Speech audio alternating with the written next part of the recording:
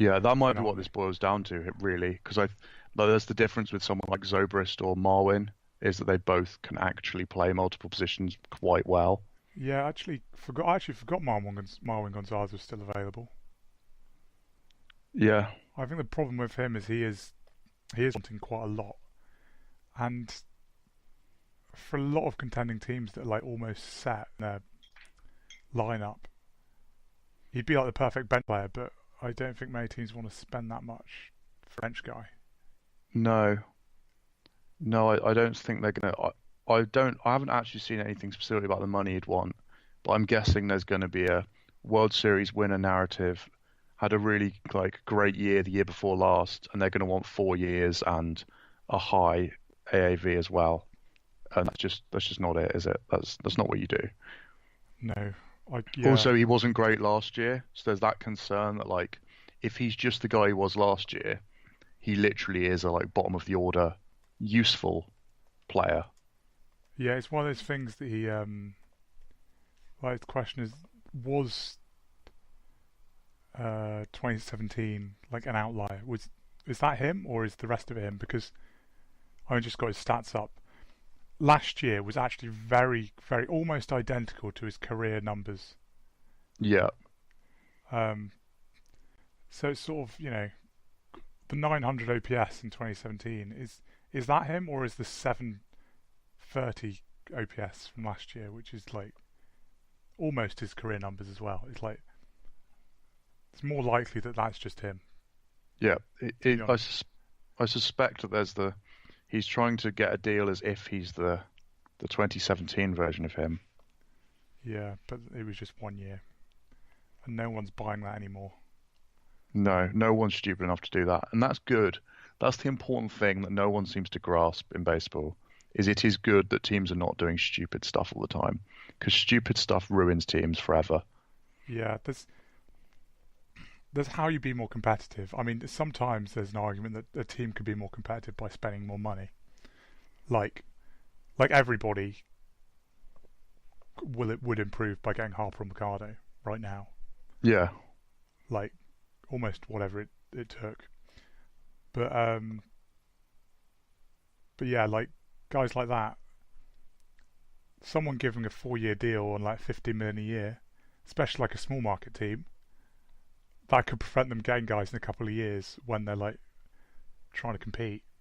would cripple them, absolutely cripple some of those teams. Look at the size of the payroll that teams like Tampa Bay and Oakland run on. And you can disagree on Yeah, whether they should spend more or not, which people seem to be fine with saying they should. But if you just accept that they run on a certain payroll, you shouldn't give that high a percentage of it to a guy who provides that many wins. It doesn't make any sense. yeah, Because and a guy that's that unreliable. Like if you're giving him that contract, you're assuming he's more like the 2017 guy than the 2018 guy. But and that's not a good bet. there's not much evidence to suggest that. No, that's a really bad bet. I could see him going back to the Astros on a small deal. Well, to be honest, a bit like the Moustakas situation. Yeah, and they both have the same agent,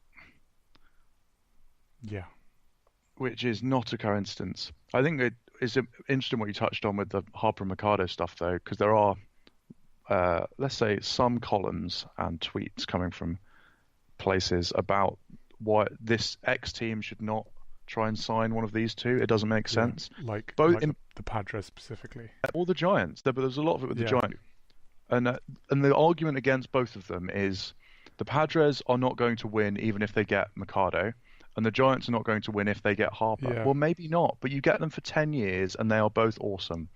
It does. It's not yeah. about if This you is win this is the next year. thing with a lot of the front office changing. There's a lot of people saying it's just everyone's just trying to be more cheap now.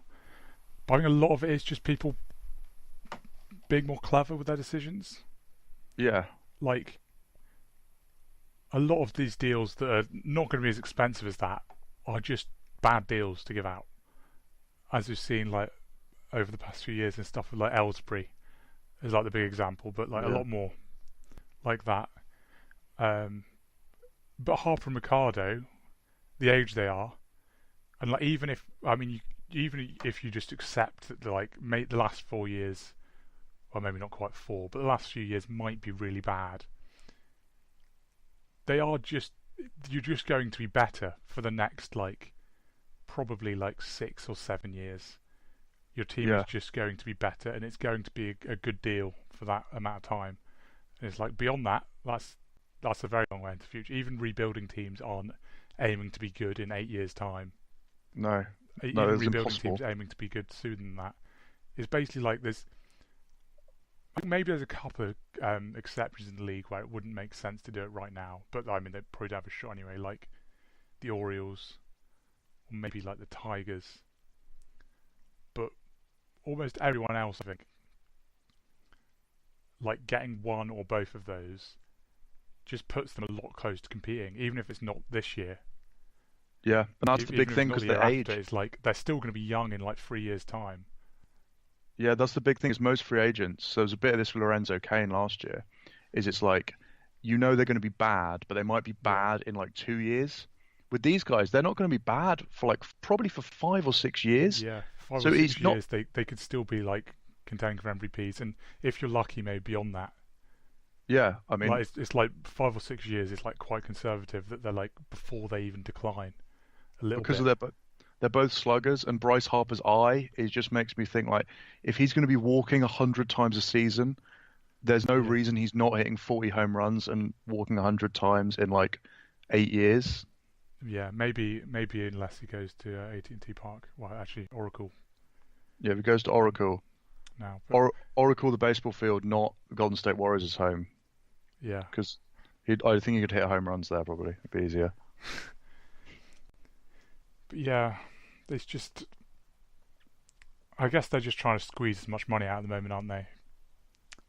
But those are the ones that every team should be going for.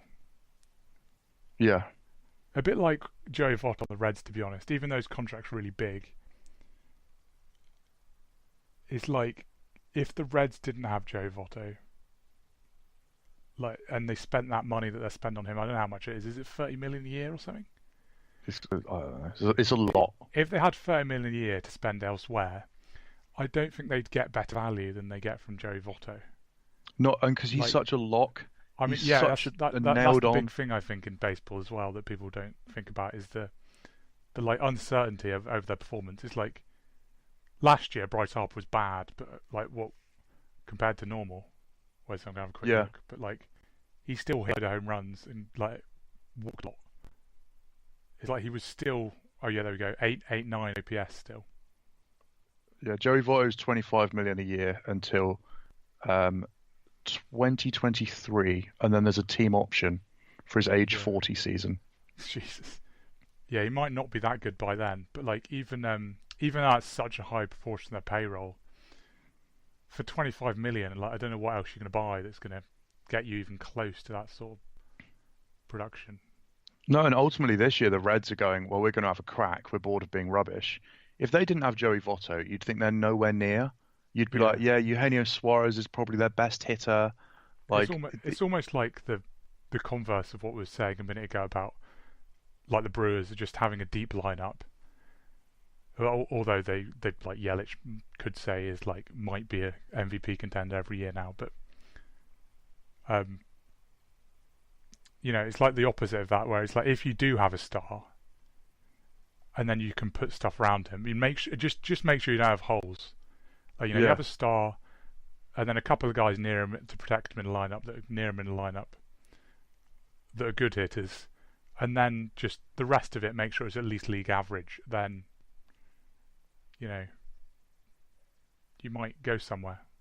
And that's the deal with Harper and Mercado is it's like all those teams that it's like, oh yeah, they won't be contending if they get them. Maybe not, but then do they then make corresponding moves? So like I don't know, the White Sox are the best example at the moment because they do have holes. Like I said with the if you get Mercado, would you play him at short and then get a third baseman in or like it just Yeah, it the idea that they don't fit on the Padres or the Giants or wherever you want to say is such nonsense. It's unbelievable. Particularly the Padres have always said 2020. You get Manny Machado for 10 years. He's yeah. is It's what like is 2020's his age? Is it going to be his age 26 or age? I mean, it's, No, 2020 will be his age 27, I think. on maybe his peak. age 28. But like, It might be, I think it that's might be his 28, peak. but That's his peak yeah, years, and that's when you're going to be good, and you're going to have controllable young players like Tatis Jr.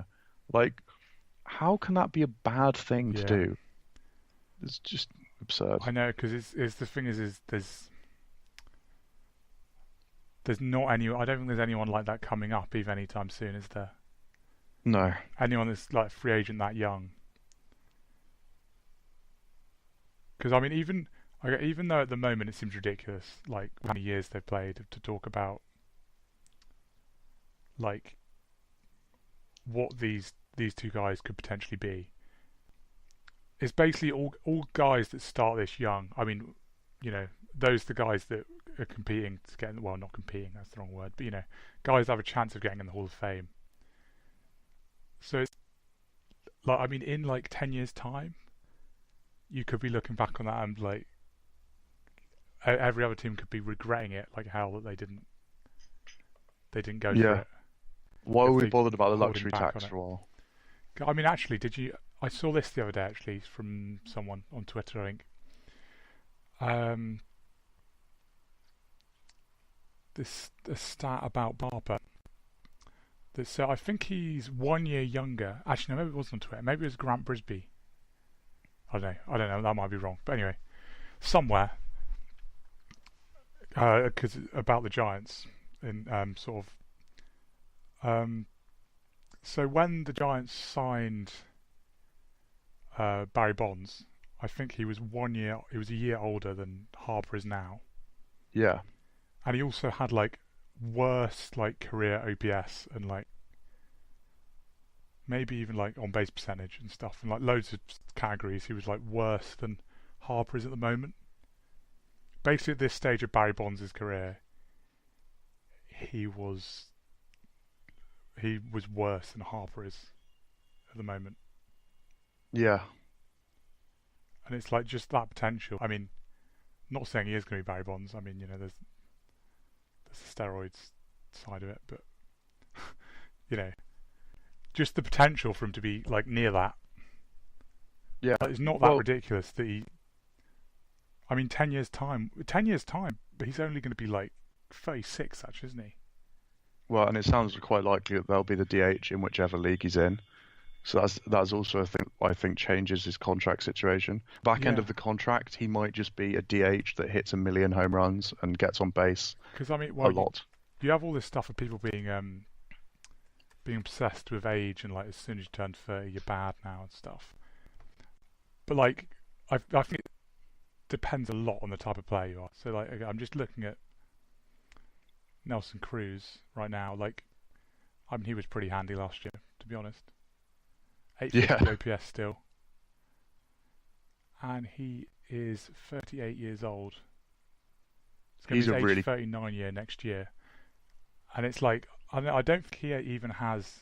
Yeah, he's never had the plate discipline that Bryce Harper has no. and stuff. It's like, He's a really pickup for the Twins. That's one of my favorite off-season moves. yeah, yeah, that is quite a good one, isn't it? Because he was cheap as well, wasn't he relatively? Yeah, well, and it's just like I think it's a 1 year, so it's like if they aren't good, then he's going to be a huge asset at the deadline, Yeah, ridiculous asset. there's almost no such thing as a bad, is there? No, not really. Particularly not for a guy like him, because he's just like a proven monster. There's actually DH. it's 1 year of a team option, which is even better. That's ridiculous. So if they're good this year and he's good, they just get to keep him. Yeah, Like on slightly less money as well than this year. that's 14 million this year, 12 million next year. that is obscene. Yeah. Oh, actually, one of the things that's happened since our last podcast, we forgot about this, was the extensions for Kepler, Polanco, Nola, and Severino. There might have been some others, but Oh right, yeah. They're all are they all arbitration guys? yeah, yeah. So Nola takes him 1 year into free agency, but then there's a team option to take him 2 years into free agency. and it takes him into, I think he would be 31 as a free agent if it was after his